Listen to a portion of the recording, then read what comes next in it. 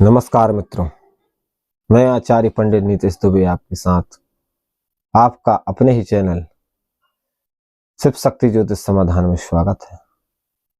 आइए मित्रों, आज मिथुन राशि के विषय में बात करते हैं। 2023 मिथुन राशि वालों के लिए यह वर्ष कैसा होगा।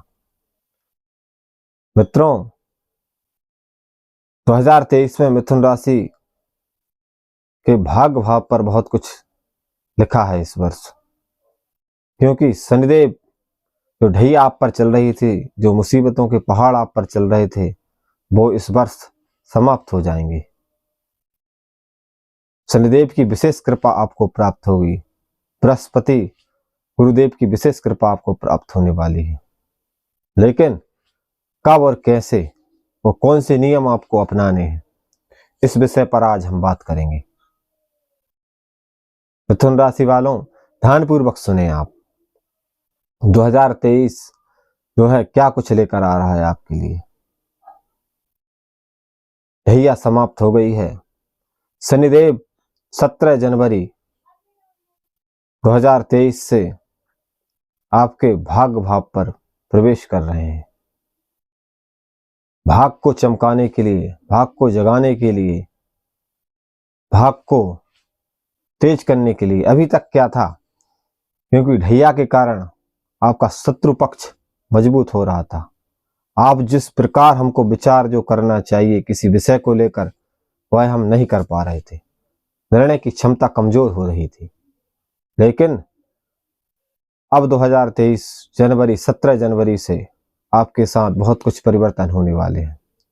शनिदेव आपके भाग्य भाव पर विराजमान रहेंगे, जिससे भाग का प्रबल सहयोग प्राप्त हो रहा है।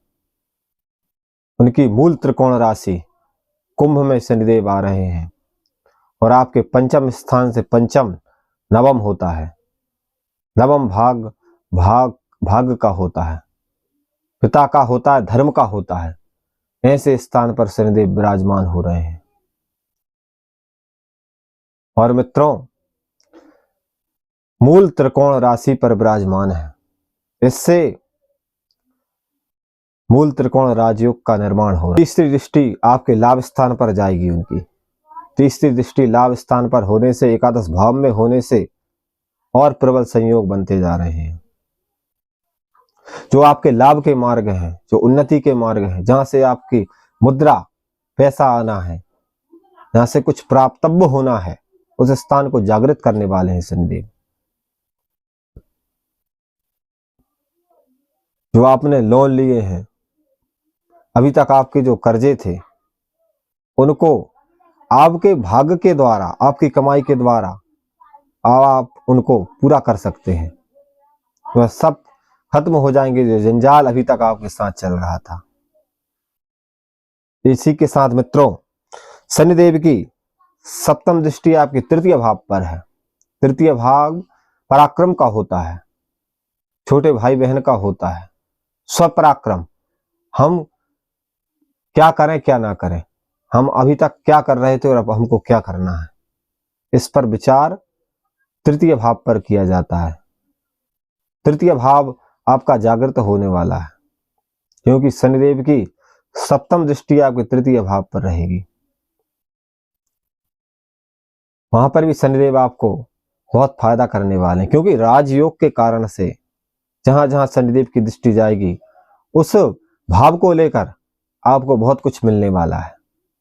लेकिन इतना ध्यान रखना मित्रों कि छोटे भाई बहन के साथ आपको संबंध खराब नहीं करना है। उनके साथ संबंध हमेशा अच्छे बनाकर रखेंगे। और देखा जाए मित्रों, दसम दृष्टि षष्ठम भाव पर है। षष्ठम भाव कहते हैं रोग, रिपु, ऋण, शत्रु और ऋण।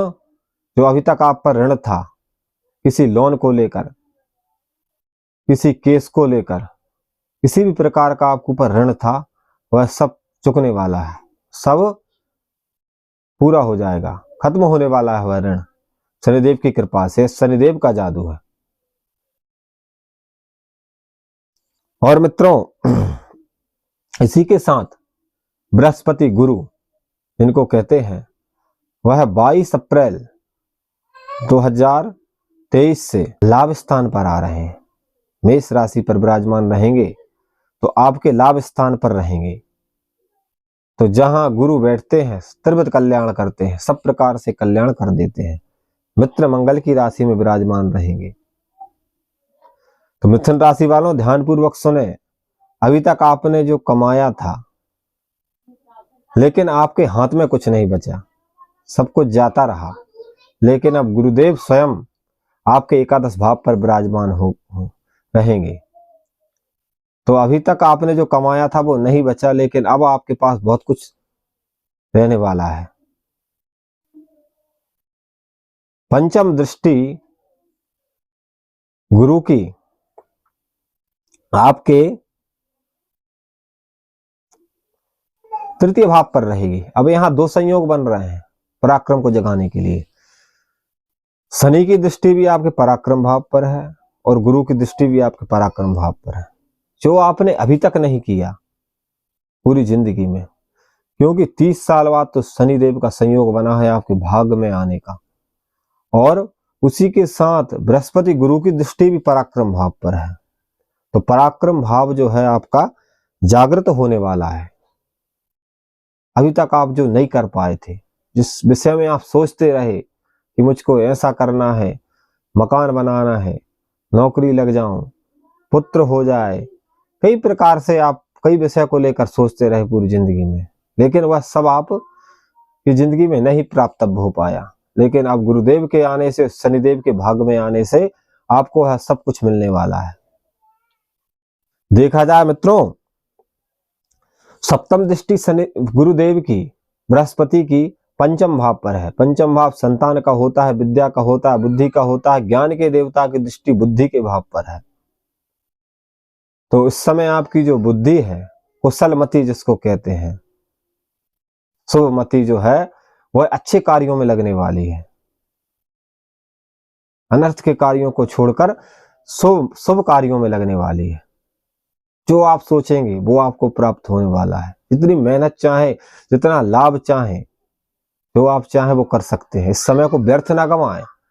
बहुत कई सालों बाद मिथुन राशि पर बहुत अच्छा संयोग बना है। जितनी चाहे मेहनत करें और जो भी आप चाह रहे हैं वो सब प्राप्त हो जाएगा, क्योंकि अब आपको कोई रोकने वाला नहीं है।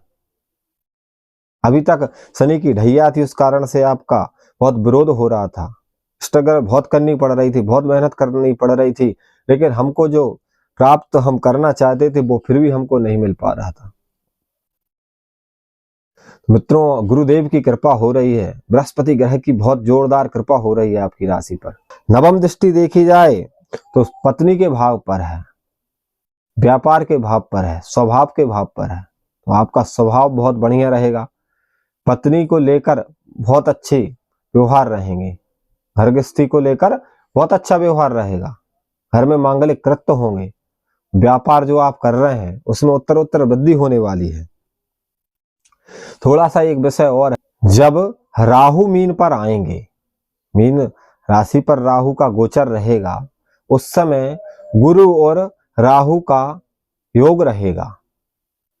तो एक देखने में आया है ज्योतिष शास्त्र के अनुसार कि राहु भी एकादश भाव में तो कोई सा ग्रह खराब नहीं होता, दसम भाव में भी राहु खराब नहीं है, लेकिन उनकी सप्तम दृष्टि आपके चतुर्थ भाव पर रहेगी। इसलिए माता पिता से व्यवहार अच्छा बनाएं, माता पिता से व्यवहार अच्छा बनाकर रखें, माता पिता के स्वास्थ्य का ध्यान विशेष रूप से रखा जाए। गुरु चांडाल योग जिसको कहते हैं वह बन रहा है, तो यहाँ पर आपको ध्यान देने की जरूरत है। यहाँ पर आपके कर्म जो हैं उसमें थोड़ी सी बाधा बने, तो यहाँ पर आपको राहु की शांति आवश्यक है। राहु के मंत्रों का जाप कर सकते हैं, क्योंकि गुरुदेव रहेंगे तो गुरु ग्रह के कारण कुछ विशेष घटना तो नहीं घटेगी, क्योंकि जहां पर राहु की कुदृष्टि जा रही है वहीं पर गुरु की शुभ दृष्टि भी पहुंच रही है। पंचम, सप्तम और नवम, इन्हीं दृष्टियों से गुरु देखते हैं और इन्हीं दृष्टियों से राहु देव देखते हैं, और एक ही घर में दोनों ग्रह बैठ रहे हैं। तो गुरु तो बहुत अच्छा फल दे रहे हैं, राहु लेकिन कहीं ना कहीं आपके दिमाग को कुंठित करेंगे, क्रोध आदि आपको आएगा। तो उन सब चीजों से आपको बचना है। और एक देखने में और आया मित्रों कि अगर हम चाहें तो राहु हमारा कुछ भी नहीं कर सकते। पूछिए कैसे? राहु क्या है? एक छाया ग्रह है, और छाया ग्रह होने से वह सिर्फ हमारे दिमाग को कंट्रोल करता है, हमारे दिमाग को घुमाता है। जैसे कि मैंने आपको अभी बताया कि छोटे भाई बहनों से संबंध अच्छे रखें, आपको अच्छा फल मिलेगा।